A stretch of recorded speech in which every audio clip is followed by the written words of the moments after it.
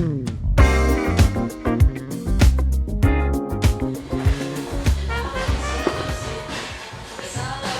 that's not another M5. Car didn't deliver today. It's a whole story. So here we go. Here's story time with Ryan on Monday.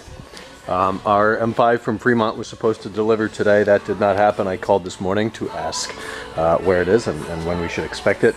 Waited on hold for 30 minutes. Finally got the lady. She's yelling in Spanish out one corner in her mouth, English out the other corner. It was just ridiculous. She is so busy down there at the towing place here in San Diego. So she said she'd call me back. Well, that was like 10 hours ago. I haven't heard anything. So maybe tomorrow. So why is there an Impala in the garage? Well, drove the M5 up here this morning with the intent of cleaning it after driving, the past couple 100 miles out of the desert and then just the past week or so. And while cleaning it, I would be waiting for the car delivery. Well, I didn't get to cleaning it until about 4 o'clock, and I got here at noon. Ended up doing a job, half of a job, that I really didn't expect I'd be doing today. What the hell? Why is there no radiator in here? Well, that's because it's BMW, and it busted. And I get on the 15 this morning, and ding, and I think, oh great, there's a nail on the tire. It's going to say tire defect. I look down, it says check coolant level. Shit, that's worse. So I get off at the next exit. Of course, it's super annoying. I have to sit through 2 long red lights, go all the way around the block, finally get to a parking lot where I think if I have to leave the car here, I want to put it in a place where I can leave it.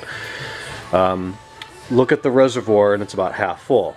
Look down in the belly pan, and it's all wet. So my options are go back home, leave it there, or chance it and think I can make it to the shop. Well, I believe in this water pump and thermostat because they're only like 3 years old and only have 15,000 miles on them. So I decided to chance it, get to the shop. As long as you keep moving, you got lots of airflow, even if you don't have a ton of coolant.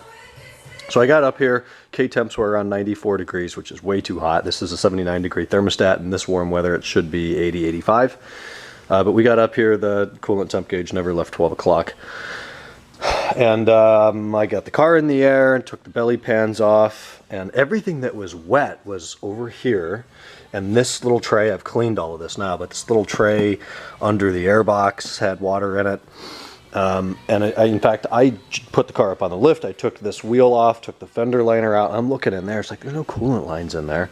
So that was just a useless pain in the ass. But turns out that, of course, it's the plastic side tank on this radiator. Now, this radiator was replaced June of 2011, about 57,000 miles ago. So it's not that old. And on the one side, which would be this side, the plastic tank where it, as Nate said, tapers to get past the frame rail, there's a little bear logo there, and it's got this little like raised plastic bar under it, and right where the raised plastic part there's a hairline fracture that I really didn't figure out that was it until I started poking it with a screwdriver and a pick tool. I could run the pick tool across the hair and I would feel it catch, and then I pressed on it, and once I did that, then I could see bubbles coming out of it, so I knew it was compromised. So I probably could have continued to drive the car a little bit, although that's not a bad idea, especially with a rebuilt engine that I've invested way too much money in. So it's down. That's a rental. Parts are on their way. I just wanted to get everything out of here today. So obviously that's done. Fan and fan clutch are out, and radiator and expansion tank and cowl, air boxes. It's really not too bad. It's pretty easy to work in there.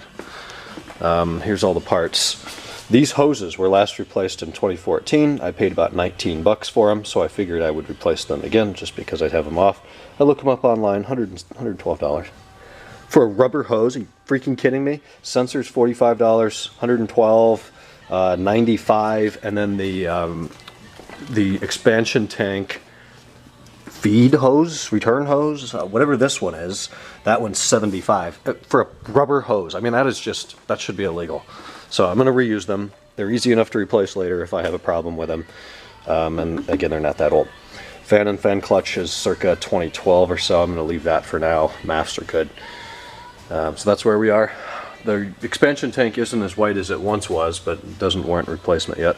Thankfully, I did not have to remove any of these clips, so then I'd have to buy them. I do not want hose clamps there. That looks super hacky. I hate these BMW clips, but that's the way it's supposed to look. I was able to just release it from the top of the radiator over there. So that's what's going on. I smell fast food. Somebody's got fast food next door and I am so hungry. So I'm gonna get out of here. This is as far as I can get it. Parts will be here on Friday. I'm even gonna replace these little things that are rusty on this car, so we'll get fresh ones in there. I've never had this stuff apart myself. I've never taken out the radiator or the cowl, but I have from parts car, so I know how to do it. But that's where we are. I'm just gonna leave it in here. It's nice and clean. And I've got a beautiful Chevrolet Impala. The cool thing is it's a V6, so it probably makes around 200 horsepower, which is better than the 70 horsepower inline 4-cylinder version.